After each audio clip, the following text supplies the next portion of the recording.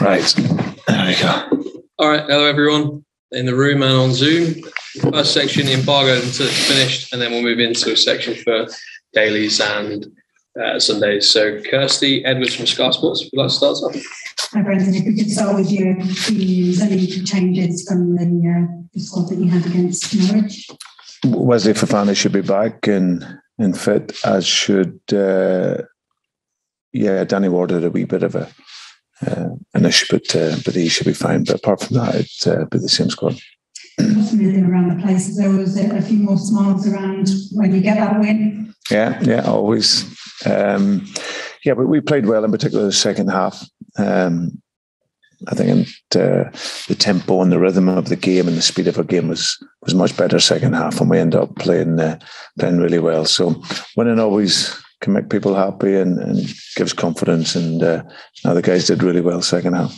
And I'm sure goals for Jamie Vardy always makes him happy. We've spoken a lot about his age over recent weeks, but what kind of character mentality does it take to keep proving yourself and to keep proving that he's still got what it takes? Well, he's a special player, and he's a special person, having come in here now, been nearly 3.5 years, having that chance to work with him close up, seeing the mentality that he has. It's just such a shame that we've missed him for a lot of games this season. But you see the other night, just his movement, speed is still there. And obviously you get to 35 years of age, everyone references your age. But for me, it's just about how he is physically. And when I look at him physically, when he's at that level, you can see he's still a real threat at the very highest level. So, was it 150 goals now? So remarkable achievement by a absolutely brilliant player, and hopefully he can stay fit so he can play many more games. And that must take a lot of work to keep yourself at that fitness. Yeah, listen, this game, whether it's to have longevity, either as a player or a manager, you need that resilience and you need that ability to keep going. You need to look after yourself, of course, physically as well. And and you see Jamie, he's obviously blessed genetically. However, he still works very, very hard at the physical aspect of his game, keeping himself in the right condition. And like I said, to get to that age and play and still look as strong as he does and as fit as he does, it's a real positive for how he looks after himself. Next week it's going to be exactly 10 years since he signed for Leicester in a £1 million deal. You won't mind one of those deals this summer, would you? Yeah, it's always interesting. I've spoken to him numbers of times on it, and the difficulties around his first year, coming out of non-league football where he was a star. Nigel and his recruitment team here, they had clearly seen something in him at the time that not many of us going to take the gamble on, and so they deserve a huge amount of credit for bringing him in. And I know that he suffered a bit in those early stages, the professionalism, the adaptation to life as a professional. But once he got the hang of it, he's been amazing ever since, and a true legend of the club who still has many more games to go if we can just get that little bit of luck with injury and keep this level of hunger and energy, which is so important, because it does come a point in the career of an older player where you just don't have that hunger anymore and that energy, especially when you've been doing it for so long. But thankfully for him, at this moment in his life and this stage of his life, he's still very keen to prove a point. And you see him the other night; he was outstanding. Well done, your other goal scorer, James Maddison. He's best goal return this season for Leicester. He's had his own injury problems last season and perhaps a dip in form. Is he back to his best, do you think?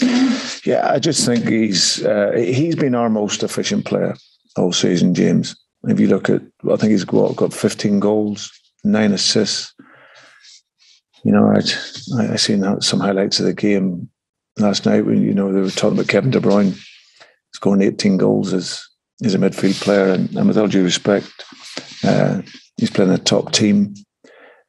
James has had to work for every goal he's had this season. He's not on penalties. But he's been absolutely outstanding over this last couple of months. Yeah, he had a period in the season where we talked through his game and the levels that he needed to get to in terms of intensity. But you see when he does that, the level that he elevates his game to, and also the confidence that gives the team. So he's been excellent. And his goal record, I think he's maybe one goal away from his best ever. So I think he had 16 goals when he was at Norwich. And he may need to check that. But to do it in the Premier League as a midfield player and sometimes playing wide, he's consistently showed he's one of the top players at this level. Is it always a double-edged sword when you've got a player performing like that suddenly other clubs may start circling? Listen, it's not as if he's not known, James. I don't tend to worry so much about that. I primarily worry about them playing well for Leicester City, and everything else is out of the control of myself. So, but no, I'm really pleased for him. Like the other night in the game, he worked ever so hard. You know, people will see him, and when he's on the ball and see how he creates and the magic he has in his feet, and when he's in that final third. But if you look at him, number of times he pressed the game, how many times he was back double pressing, winning it back, and he kept going right to the very end. So yeah, he's a fantastic player, but I think everyone knows that. Next up, again against already relegated Watford, and potentially it looks like the last time you'll be facing Roy Hodgson in the dugout, as long as he doesn't come back from retirement again. Yeah, he's such a reference and role model for us all. Roy, you think, 46 years he's been managing? 20 teams, 4 national teams, 1,200 odd games, I think. It's remarkable, really. And that longevity that I spoke about earlier, it's exactly the same. You know, for a manager to have that hunger and desire to keep doing it. And he's proven over many years that he's the top level coach, Roy. And I've always felt when I've met him, I've enjoyed our conversations. I've always learned from him. But yeah, to see him still have that enthusiasm and love for the game, and for him to be involved in a game that he obviously clearly loves, and for that length of time, he's had an amazing career. And that's what you start out when you start out as a manager. It's about your career, and if you look at Roy's career, it's been phenomenal. Would you like to follow in his footsteps? Well, my target was always 1,000 games, get to that, and then evaluate from there. So, but I always knew for that you needed to succeed, and you needed to have resilience and all these things. So, I hope I'm not. I hope I'm not going at that age, but it's a drug. It's something that draws you in, being around young people and helping them become better, and being in that adrenaline that it gives you as well. So most managers wouldn't want to be, but it's you just never know.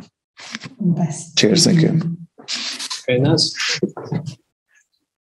Hi, Brendan. In terms of the job Roy walked into at Watford, it's been very difficult for him, but we saw a little bit of a resilient performance the other night from them, didn't we, against Everton?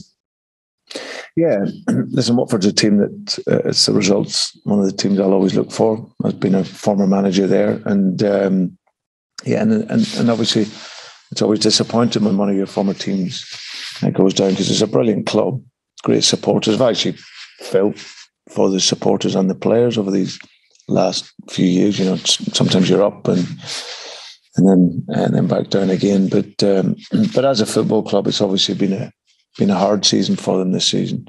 As you said, there's some really good managers in there over the last couple of seasons. Roy coming in, and obviously they hoped that maybe with a little bit of luck, get that experience and can see them through. But unfortunately, it wasn't to be. So, but Roy and Ray are really experienced guys who've had a brilliant career in the game, and they'll want to go out in the best way that they possibly can. So for us, we travel there.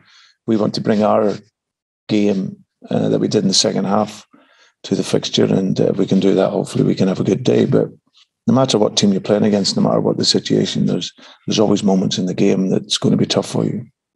How important is it to have a positive end to the season with these 3 fixtures? Ideally, you're looking for 3 wins. It's, can change the mood going into summer and planning for the next season, can't it? Yeah. Well, it doesn't stop the planning, but certainly the mindset going into the pre-season, of course.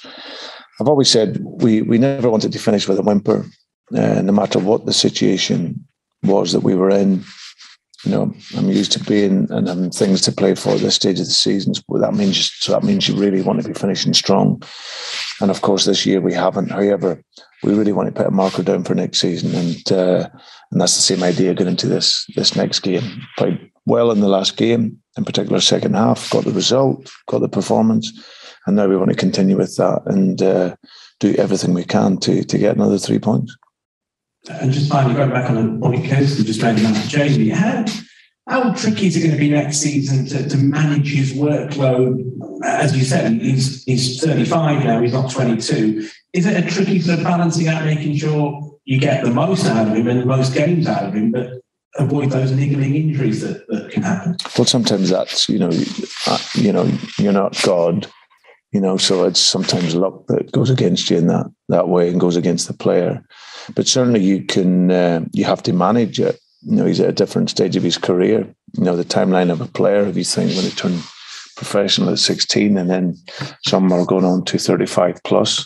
But certainly in that latter stage, you have to manage the loading of the player in order to try and keep them as fit and as ready for the games. So, but you can still do that and the players can still pick up injuries, and that's how it's been for Jamie this season.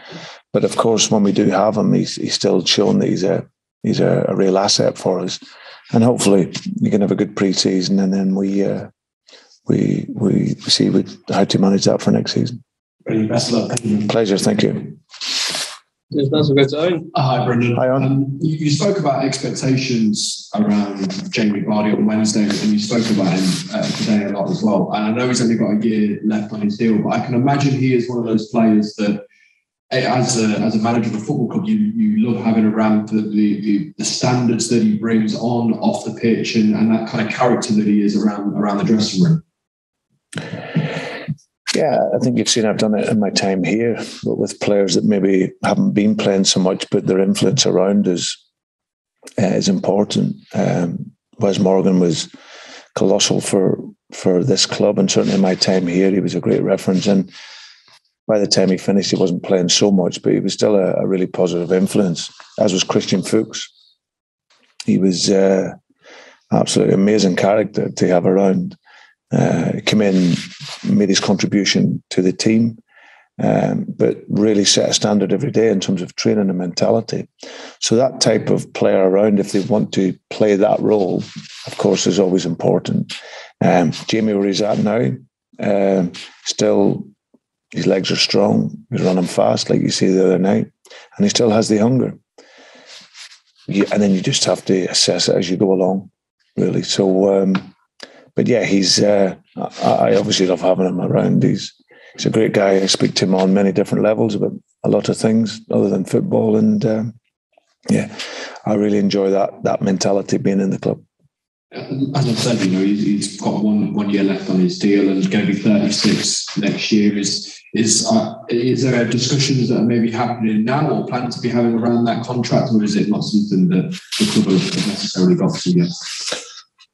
Yeah, not really. Not that I'm aware of. I think there probably will have been some discussions behind the scenes, but at this moment in time, but we're quite relaxed on it. He's, like I said, he's very happy here, and I'm sure we'll assess and look at it in the summer. There's been a lot of talk around with contracts as well around Youri Tielemans as well, and I know you spoke a little bit after the game on Wednesday, but is there any update on his contract situation at all, or any close to being resolved? No, nothing. In your mind, I know you've spoken about a rebuild and a refresh as well. Is he part of those plans for you at this moment for next season? Part of that kind of restructuring of the playing squad? Well, no, I think that what my intention was when I said that was about trying to keep obviously as many of the core players as we possibly could, and obviously clearly Youri would come into that, but that's not all down to ourselves. That's it's a two-way thing. I think naturally, as I said, the club needs a dose of hunger and quality brought into it. But that's what any team would want, at this stage of the season. Like I said, a lot of the players have been here, and we've had some fantastic signings that have come in and done really well for us. But like I said, you need to reintroduce the hunger back into the team with some fresh signings that have a new motivation and quality. That has to be continual. So that'll be our challenge in the summer, especially when there's other clubs there now that will have more money than ourselves. But for us, we will look to do it in the way that we can, in terms of getting the player in that can adapt to everyone who wants a hungry player, and then, like I say, we'll look to push on again. And in Watford this weekend, another relegated opponent already. What are the expectations for you around them and how they will approach this game? Because with a new manager coming in for them, I suppose they've also got players playing for their future at the club as well. Yeah. Listen, it's this stage of the season where whatever the game or whatever the opponent brings, I always want us to have that mindset that you push right to the very end. So it's irrelevant on what the other team brings. Of course, you're getting towards the end of the season.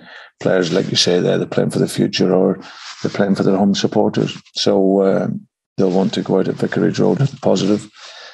For us, we want to arrive there and play to a high level and continue with the momentum and tempo that we had in the second half. So that's my concentration, trying to get us to that level.